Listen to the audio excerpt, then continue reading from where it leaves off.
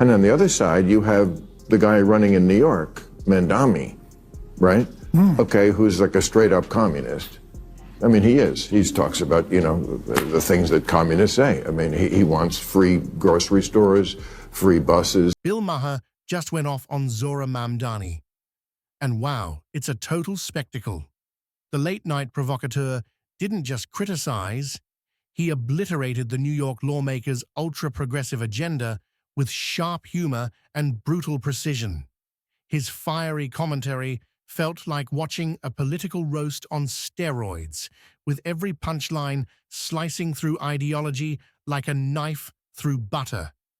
Maher joked that Mamdani's so-called victory could practically double as a campaign commercial for conservatives, and the crowd felt it. The takedown was vicious, relentless, and devilishly funny. Blink for a second, and you'll miss another jab. So seriously, grab your popcorn. This showdown is pure chaos in motion. Who's the most popular politician on the left? AOC? I don't know. One of, but who's, you know, Bernie is, Bernie, yeah. Bernie is, I mean, he's not a capitalist, you know? No, he's not. And he's also not president. He's not, but never would be. But neither is Mamdani. No, but he will, trust me, he will be featured in the campaign commercials. They're going to feature people, they boogeyman everybody. Yeah, Nancy, but you don't have to boogeyman him. He does it to himself. Maher's got a point. Republicans don't even need to invent a scary version of Zohran Mamdani when he does such a perfect job playing that role himself. Every time he opens his mouth, it's like a gift-wrapped headline for the opposition. With Mamdani edging closer to a possible New York mayoral win, political skeptics are sounding alarms, calling it a jackpot for the GOP, a bright neon warning sign flashing that Democrats might be drifting into a fantasy land of ideology. Mamdani insists he's merely a democratic socialist, but that reassurance only lands inside his own echo chamber of supporters. Maher isn't buying it for a second. To him, Mamdani is the poster child for starry-eyed left-wing dreaming that may sound noble, but ends up handing conservatives their favorite talking point on a silver platter.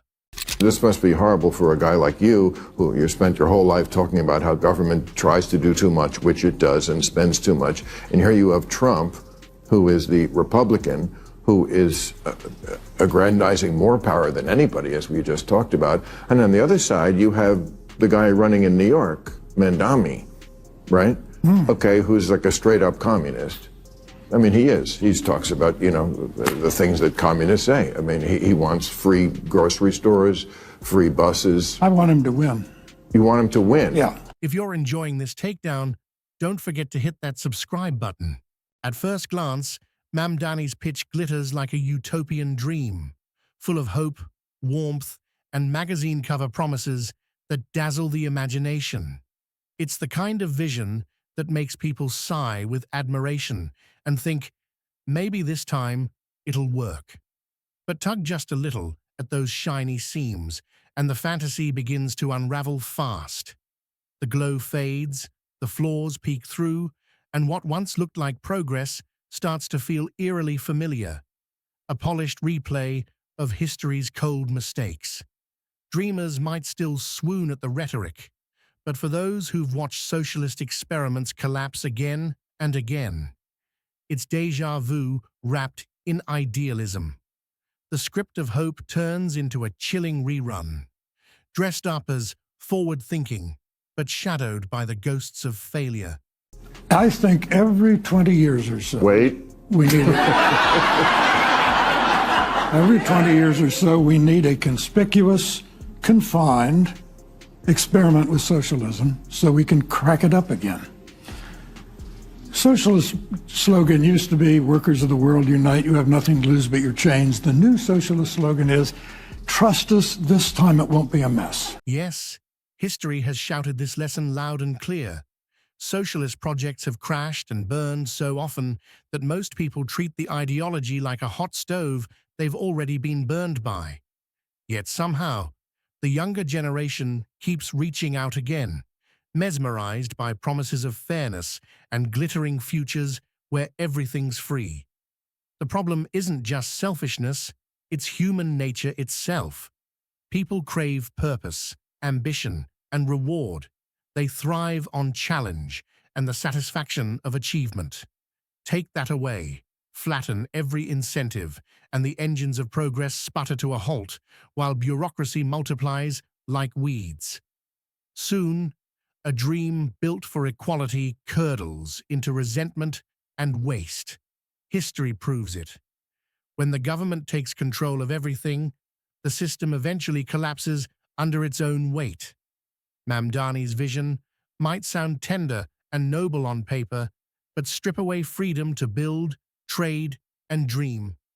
And what's left is a slow, painful crawl toward disappointment instead of prosperity. When the post-war Labour government in Britain was about to get started, one of their leading lights was a socialist named Nurian Bevan. He said, what could go wrong? He said, we have a nation bedded on coal, surrounded by fish. It would take an organizational genius to have a shortage of either. In 3 years, they had a shortage of both.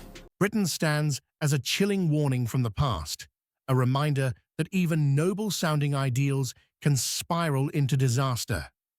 In the early 20th century, the nation threw itself headfirst into socialist promises of fairness, equality, and shared wealth for all. It sounded brave, compassionate, even revolutionary. But as time went on, that shining vision dimmed into economic gloom. Once thriving industries, handed over to the state, were strangled by endless red tape until production tanked and prices exploded. The equality everyone dreamed of didn't lift the people up. It dragged nearly everyone down together. By the 1970s, Britain was branded the sick man of Europe, a grim title that echoed the nation's decline. Only when Thatcher tore through the old system with bold market reforms did the country finally start to claw its way out of stagnation. The moral, grand socialist dreams might sparkle at first, but history shows they too often end in grey, grinding disappointment. Beyond saying that we're going to make a sanctuary city for LGBTQIA plus New Yorkers, beyond saying that we're going to establish an office of LGBTQIA plus affairs, is also that we're going to provide $65 million in funding for gender affirming care, the same amount of funding that the federal government threatened to pull out from local providers for that kind of work. Maher's got a deep concern. He fears Zohran Mamdani could become the Democrats' ultimate trapdoor, dropping them straight out of the center and into chaos. He knows the pattern too well. When Democrats drift too far left, they lose the moderates who actually decide elections. Many voters backed Donald Trump not out of adoration, but as a backlash against what they saw as extreme progressive overreach. Issues like youth and gender-affirming care have already sparked political firestorms, and Mamdani seems ready to march right back into that blaze with a grin.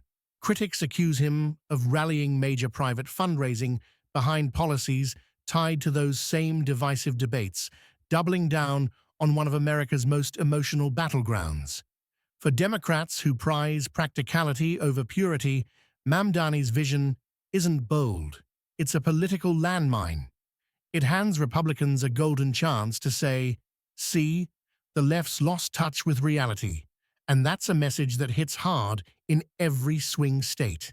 He has attacked you personally and publicly like this. He's not a socialist.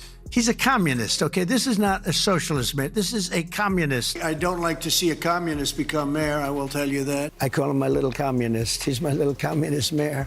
We should never be in a position where we're talking about a communist. We're going to end up with a communist mayor. It's not even believable, my beautiful New York. I think if a communist takes over New York City, I think that's a gift to the Republican Party. Let's be honest. Trump doesn't even need to paint Zohran Mamdani as a threat when Mamdani performs the act so perfectly himself. His proposals, like government-run grocery stores and free citywide transit, sound dreamy until you realize how much control they hand over to the state. He calls himself a democratic socialist, but his tone, his rhythm, and his grand plans echo the far-left handbook almost word for word.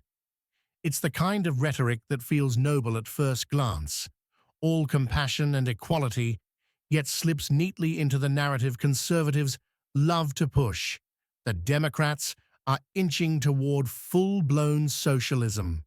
And really, if it walks like a duck, quacks like a duck, and campaigns like one too, you don't need a detective to figure out what it is. Maher sees it plain as day, and his audience can't help but laugh at how close the parody has come to real life. This vision of democratic socialism, it's one that often comes back to what Martin Luther King said decades ago. A vision of, call it democracy or call it democratic socialism, there must be a better distribution of wealth for all of God's children in this country. Here in New York City, wealthiest city in the wealthiest country in the history of the world, 1 in 4 are in poverty. 500,000 kids go to sleep hungry every night. It's untenable to live with this kind of a divide. We have to actually have a politics that puts working people first. Something fascinating happens when you zoom in on Mamdani's so-called new ideas, because under the glossy surface, it's all recycled political poetry wearing a fresh coat of paint. His speeches shimmer with promises of fairness, equality, and shared prosperity, all stitched together with emotional appeals and carefully chosen buzzwords meant to make people believe they're witnessing something revolutionary. But history has seen this movie before. The slogans change, the faces change, but the plot stays the same. Once the applause dies down and power settles into comfortable hands, that shiny optimism starts to crack like old paint on a wall. Suddenly, those poetic promises turn into policies that choke innovation and punish the very ambition that drives society forward. The result? Achievement slows, creativity dims, and progress crawls under the weight of regulation. That's not the New York anyone needs, nor the America that thrived on grit, freedom, and the chase for possibility. The country's greatest strength has always come from people daring to build, compete, and dream wildly, not from bureaucrats micromanaging ambition into dust. Betting against that spirit, against the formula that built American prosperity, has never ended well. And Maher, beneath all the jokes and smirks, sees exactly where this road leads, miles before the rest do. I want to speak to the memory of my aunt.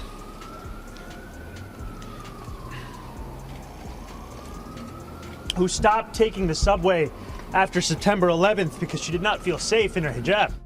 Well, it wasn't so much his aunt as his dad's cousin, but, semantics. Douglas, is he ready to lead? No, in absolutely no way is he ready to lead, and that was just another reminder of it. This is such a self-involved little narcissist with so little going for him. And there it is, the classic political playbook in motion. Craft a heart-tugging story, sprinkle in some symbolism, and sell it as a revolution born from empathy. It's an old trick, polished to a mirror shine for modern audiences who crave emotion over evidence. Zohran Mamdani's narrative fits perfectly, sentimental, symbolic, and dripping with moral overtones. The political machine eats that up, crowning him as a savior of the unheard, a fearless voice of compassion, the city's newest conscience. But if you dare to look past the soft lighting and lofty words, a different picture emerges, one less flattering, more calculated. Those gauzy speeches and perfectly rehearsed sound bites aren't signs of visionary leadership. They're stagecraft at its finest. They stir the heart, but leave the mind unsatisfied, full of beauty, yet hollow, where substance should live. It's emotional architecture built on a shaky foundation of slogans, not solutions. Sure, it dazzles the idealists who crave moral theater, but to the pragmatists, it's all performance, a carefully directed show meant to distract from reality. And Maher, with his trademark smirk, tears through that curtain like a veteran critic who's seen this act one too many times. But he even decides to turn the memory of 9/11 and the 3,000 Americans of that day into a story about his aunt and the subway. It's interesting, like so many things that this smarmy candidate does, he makes it about himself and it all turns out to be untrue anyway. It seems to the extent that he had any such aunt in question, she wasn't in New York at the time and in any case didn't wear the headscarf. Turns out that glowing origin story surrounding Zohran Mamdani doesn't sparkle quite as brightly when you look up close. Beneath the warm tone and poetic spin, cracks are already showing. And in deep blue New York, those flaws barely matter because loyalty often outweighs logic. He seems set to glide right into office, backed by applause that drowns out the growing skepticism. The real suspense isn't about if he wins, but what happens when campaign dreams crash headfirst into the brutal reality of governing one of the world's most chaotic cities. Slogans are cheap, but leadership demands grit, and New York's grind has crushed bigger egos before. Watching Mamdani face that pressure will be fascinating, maybe even explosive. His rise isn't the triumphant march of progress he paints it to be. It's a flashing caution sign, warning that good intentions can spiral into bad outcomes fast. Behind the charming speeches and sugar-coated socialist dreams lurks a philosophy history hasn't exactly cheered for. Maher's alarm bells are ringing loud, because if Mamdani leads New York down that same worn-out ideological road, the damage won't stop at City Hall. It could reshape the entire Democratic brand, redefining what the party stands for, and not in the way its leaders hope.